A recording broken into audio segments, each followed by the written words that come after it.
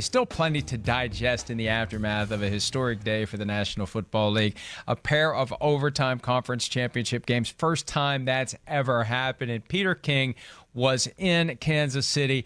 And after that epic victory by Tom Brady, the 13-play, 75-yard drive in overtime with 3 third and 10s converted along the way, Peter had the opportunity to sit down with Tom Brady and have a conversation. What were your big takeaways from your time with Brady in the locker room after the game? Mike, I can just say this. I sat with him for 7 minutes on these little wooden stools in the visiting locker room, and there was mayhem around us pretty much. It was a jam-packed, shoulder-to-shoulder locker room, but I sat on the stool right next to him. And what was so interesting was that I'd say he was, as I wrote, he was kind of equal parts incredulous and grateful when I spoke to him, because I mean, at one point he said to me, and I'll quote, "This is hard for me to imagine. 9 Super Bowls. I know it's ridiculous." And so, I mean, he understands that going to 9 Super Bowls in 18 years is absolutely, it's probably something that's never going to happen again. It certainly is something that he never, ever could imagine, being the 199th player picked in 2000. But as far as this game goes, the most interesting part of this game is what he told me about the game planning for this game. He told me that they walked into the players, the offensive players, walked into the meeting at 11 o'clock that morning, 6.5 hours before the game, at the Westin Crown Center Hotel, a ballroom there. And Josh McDaniels had 8 new plays to add to the game plan that these guys had to get up and walk through. They ended up running 4 of those plays during the game, all for positive yards. And so Brady's point was, he said, "Peter, don't forget continuity when you talk about what we have done here." Ivan Fears, the running backs coach, he's been there 19 years. Dante Scarnecchia, with every year with Bill Belichick. Dante Scarnecchia, 17 of 19 on the offensive line. Josh McDaniels, 15 of 19, quarterback coach and offensive coordinator. That's what allows them to speak this language when the quarterback and all the influential coaches have been together. They can change on the fly and do things that appear to be impossible to do because they are able to speak the same language for such a long period of time.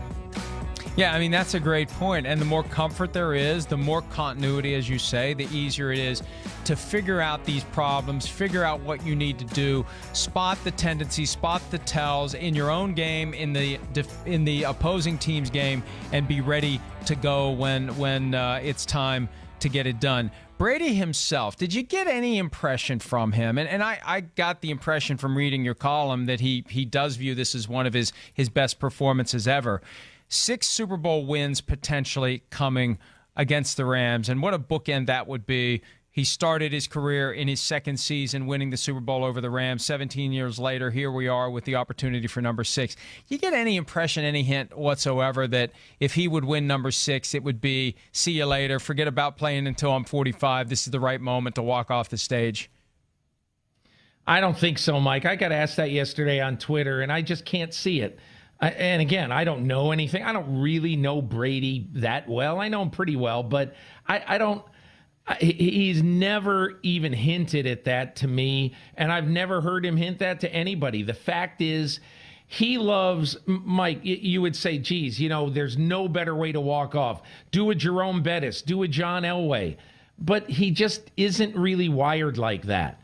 He likes every part of his job. He's going to love going to see Tom House in the spring in Los Angeles to work on throwing mechanics. He just absolutely loves it. He's told me 5 times over the years that there's nothing that I like doing better than playing football. Why would I volunteer? He told me this a couple of years ago. Why would I voluntarily leave the game if I'm still able to play? So I don't see him walking away.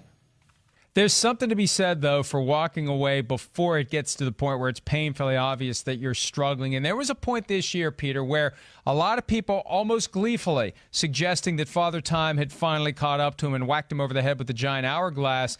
And I think the popular opinion became that there was an injury that we didn't know about. And I can't help but wonder, and I don't believe that the rules require a player to disclose all injuries to the team. If you've got this side gig with Alex Guerrero where you can go get treatment on any injury you have and the team never has a record of it, the team never treats you for it, you handle it all on your own, then I guess that's a legitimate way. That's a loophole when it comes to concealing injuries. But if he had a knee injury, it never showed up on any of the injury reports. And the thinking now is that that's what went on, and now he's healthy. And if he can stay healthy, who knows how long he can continue. But at some point, Father Time will win. And if that's after he turns 45 and we never find out, so be it.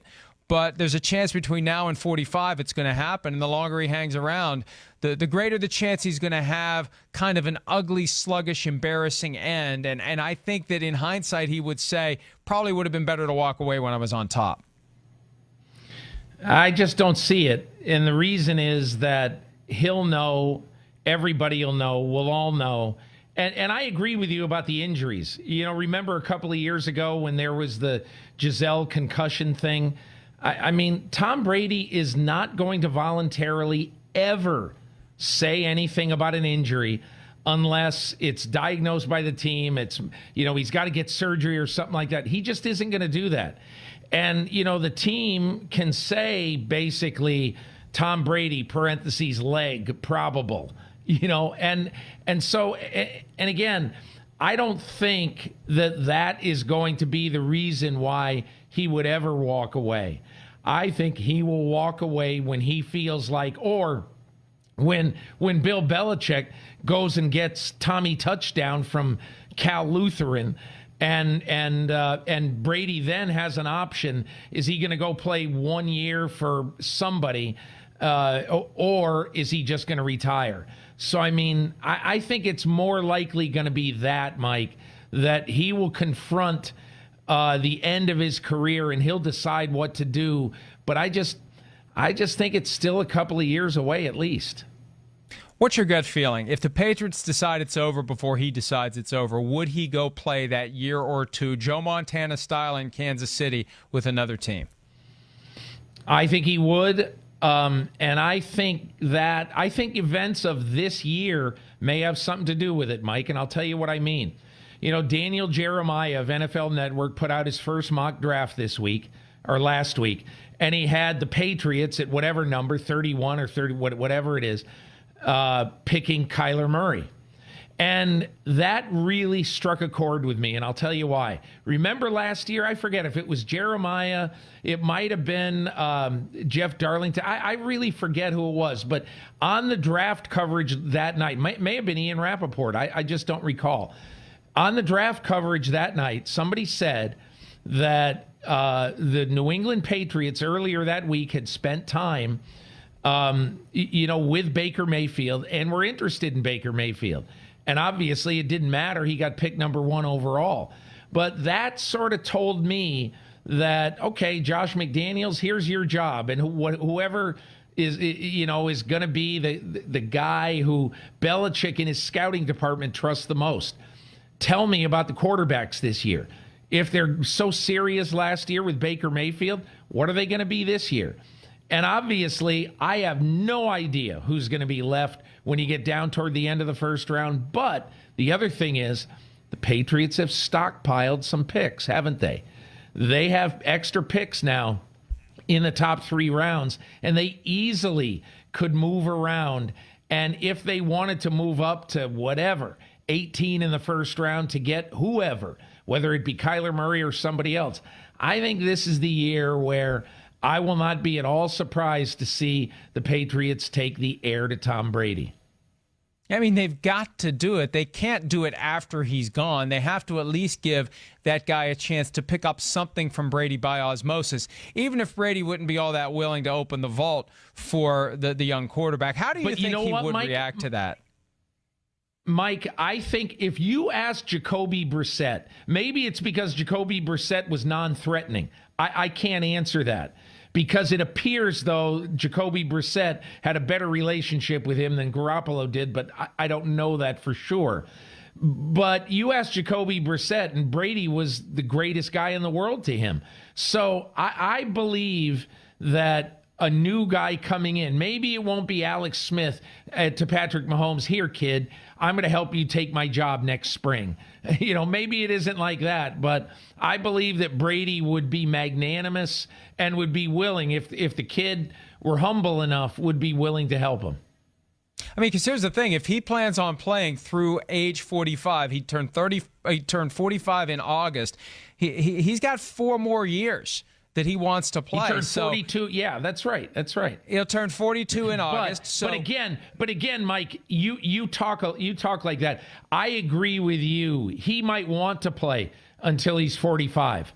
But if at age 44 he throws 23 touchdowns and 21 interceptions, and he's 26th in the league in quarterback rating, he's going to have the hard conversation with Bill Belichick.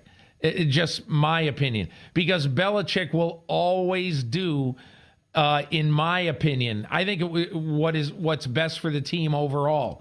And again, now everything looks, swimming. Everything's wonderful on the surface. But Belichick's going to get to that point with Brady at some point, because I think we both feel that Belichick's going to coach well into the future. And if he does, that day is probably going to come. And will Tom Brady play elsewhere? I believe if he has an opportunity to play elsewhere and he really wants to, absolutely he would. He will not do, in my opinion, if he's still healthy, what Dan Marino did when he almost went to Minnesota but just said, there's something about playing your whole career with one team. I think Brady would love to play his whole career with one team. But I think if he thinks he still can play and the Patriots don't want him, he'll go to Team X. And, we always assume that above Bill Belichick at the ownership level, Robert, Jonathan Kraft, that they are committed to Tom Brady indefinitely. But how can you not look around the league right now and see what this influx of young quarterbacks is doing? And look at how Brady was knocked down statistically relative to the top quarterbacks in the game this year by these young guys, and not feel like we better get ours while we can. Otherwise, we're going to get to a point where we feel desperate to find a quarterback, and there's going to be franchise quarterbacks all throughout the league, and we're not going to have one if we just play this out until Tom Brady leaves. So I agree with you. There's an urgency to find their young quarterback who can become a great young quarterback in the NFL after Tom Brady either walks away or is not. Hi, I'm Mike Tirico, and thanks for watching. Make sure to hit subscribe for the latest news and highlights from NBC Sports.